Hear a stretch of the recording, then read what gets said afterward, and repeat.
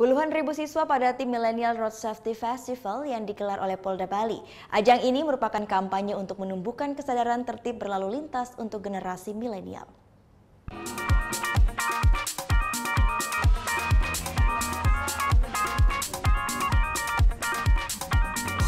Seperti inilah kemeriahan Millennial Road Safety Festival yang digelar Polda Bali di lapangan Renon pada Minggu sore. Kegiatan ini sukses dihadiri oleh puluhan ribu siswa dari seluruh Bali.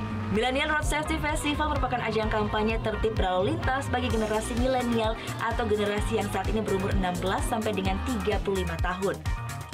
Dari data yang ada di Polda Bali, diketahui jumlah kecelakaan yang melibatkan generasi milenial dalam 3 tahun terakhir tercatat 403 orang meninggal dunia dari 1.500 kecelakaan.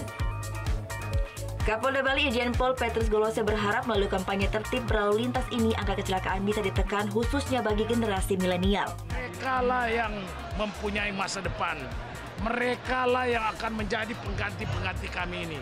Dan mereka adalah pewaris daripada Indonesia, terutama Pulau Bali.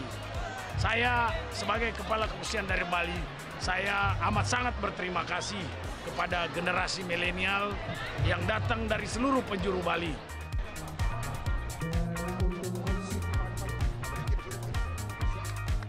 Dalam kegiatan ini pula digelar pemecahan rekor muri tarian Bali Gemilang dengan peserta 80.000 orang. Pameran mobil klasik dan motor gede serta deklarasi keselamatan berkendara dalam berlalu lintas juga ada dalam kegiatan ini.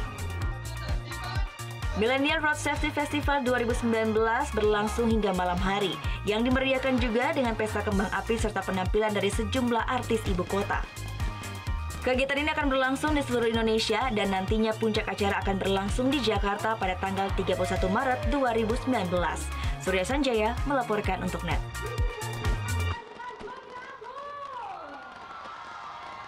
Oh yang beneran? Iya, oke. Tapi gue pernah.